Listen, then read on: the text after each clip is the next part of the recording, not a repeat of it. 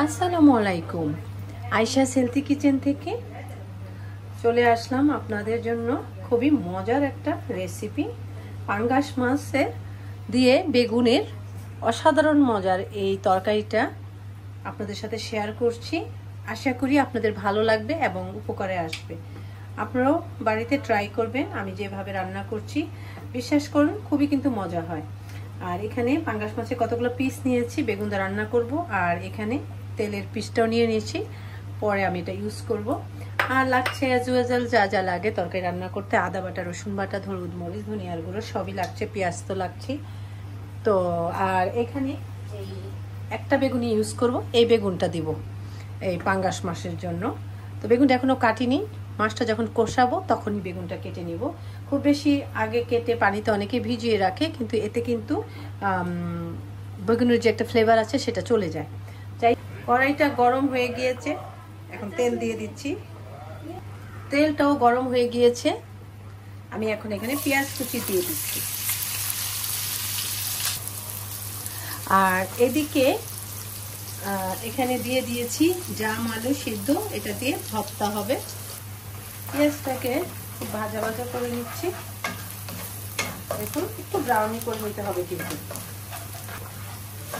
এখন এখানে একটু রসুনের পেস্ট দিয়ে দিব, রসুনটাকেও পেঁয়াজের সাথে একটু ভেজে নিতে হবে।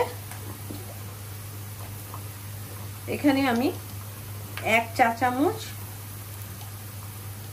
2 চা চামচ, যেহেতু পাঙ্গাস মাছ এটা, আমি 2 চা চামচ রসুন বাটা দিয়ে দিলাম। এরপর এখানে দিয়ে দিব আমি একটু আদা পেস্ট, আদা পেস্ট দিব 1 চা চামচ, এবং আর একটু দিব 1.5 চা চামচ আদা পেস্ট দিয়ে দিলাম। এখন এখানে আমি দিব একটু লবণ, একটু না 1 চা চামচ লবণ দিলাম, বাকিটা চেকে চেকে দিব। আদা দিলে কিন্তু একটু লেগে যাওয়ার সম্ভাবনা থাকে, পুড়ে যাতে না যায় এই জন্য একটু পানি দিয়ে দিলাম। এখন আমি দিয়ে দিচ্ছি হলুদের গুঁড়ো, হলুদের গুঁড়ো দিয়ে দিচ্ছি 1 চা চামচ, আর মরিচের গুঁড়ো দিচ্ছি 1 চা চামচ, দিয়ে দিচ্ছি জিরা গুঁড়ো 1 চা চামচ,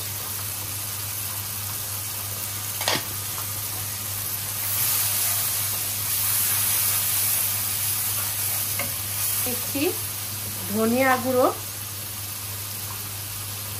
1 চা চামচ।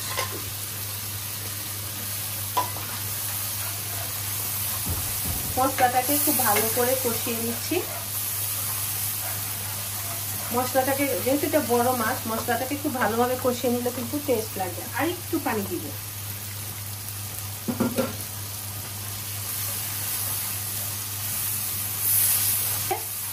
এখন এদিকে আমি আমার মাছগুলোকে দিয়ে দিচ্ছি। আসলে আসলে বাসায় বড় মাছ কাটা সম্ভব না, কিন্তু মাছের পিসগুলো খুব সুন্দর হয়। এখন মাছটাকে খুব সুন্দর করে আমি কষিয়ে দিচ্ছি।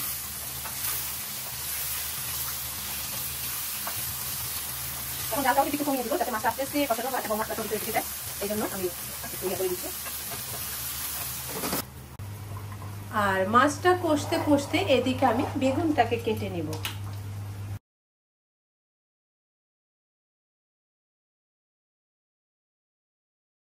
এখন আবার দেখছি আমার তরকারিটা কষানো কতটুকু হলো।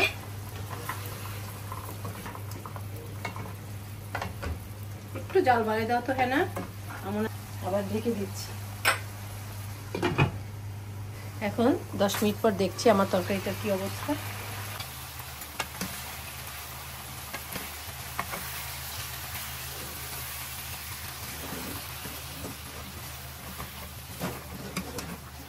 লবণটা কি অবস্থা?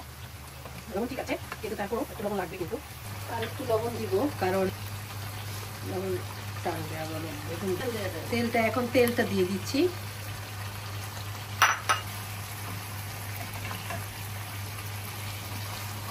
আর এদিকে মাছটা যেহেতু কষানো হয়ে গেছে, আমি এই যে বেগুনের টুকরোগুলোকে দিয়ে দিচ্ছি।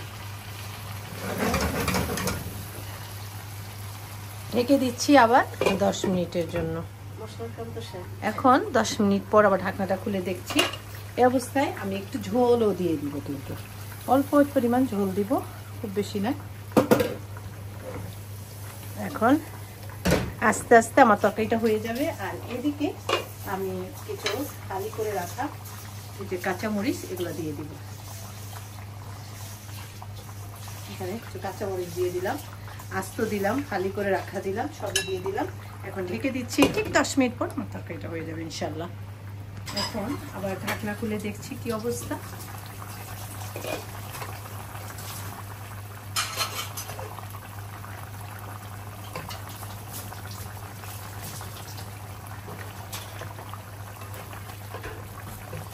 সব ঠিক আছে, এখন খালি জাস্ট দেখবো লবণ ঠিক আছে কিনা, ঝাল ঠিক আছে কিনা, সব একটু টেস্ট করবো। তারপর আমি ধনিয়া পাতা দিয়ে দিব। একদম সব আলহামদুলিল্লাহ পারফেক্ট আছে, কিন্তু তারপরে একটু কাঁচামরিচ দিতে হবে, দিলে ভালো লাগবে। একটু ঝাল যারা যেভাবে পছন্দ করেন, যাতে জলা দিয়ে খাওয়া যায়, এই জন্য আমি আস্ত কিছু কাঁচামরিচও দিয়ে দিলাম। খুব বেশি ঝাল হয়নি, তাই কাঁচামরিচের পরিমাণটা একটু বাড়িয়ে দিলাম। আর এদিকে এখন একটু ধনিয়া পাতা দিয়ে দিলাম। ধনিয়া পাতা খুশিটা দাও আমাকে।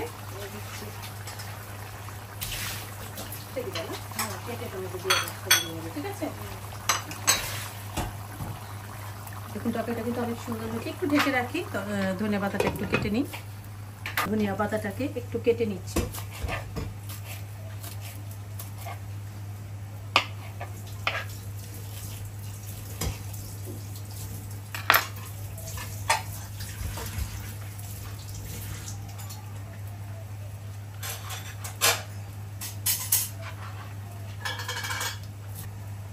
এখন ধনিয়া পাতাটা তরকারির মধ্যে দিয়ে দিব।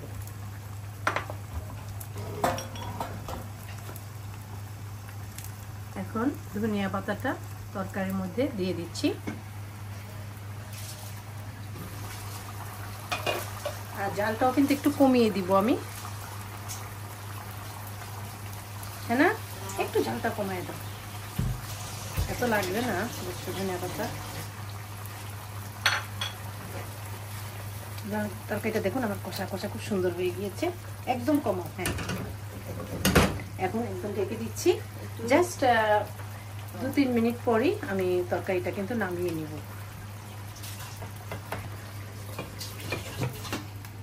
3 মিনিট পর আমি দেখছি কি অবস্থা। খুবই সুন্দর হয়েছে দেখুন, একদম মাখা মাখা কষা কষা, খুব সুন্দর একটা ফ্লেভার আসছে, খুবই মজা হয়েছে তরকারিটা। আপনারা অবশ্যই আমার এই রেসিপিটাকে ফলো করে রান্না করবেন এবং অবশ্যই বেশি বেশি শেয়ার করবেন।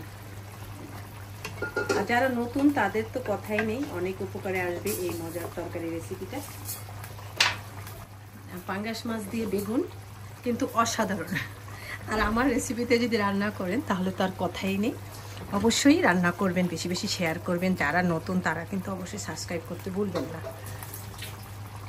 ভালো থাকবেন, অনেক অনেক দোয়া ও ভালোবাসা রইল আপনাদের জন্য। তো আমার খাওয়ার জন্য রেডি, আমরা সবাই এখন খাওয়ার জন্য রেডি। আর এখন আমার এই মজার তরকারিটা সুন্দর করে একটা বাটিতে ঢেলে নিব। দেখুন কতটা সুন্দর হয়েছে তরকারিটা, দেখেই কতটা লোভনীয় লাগছে।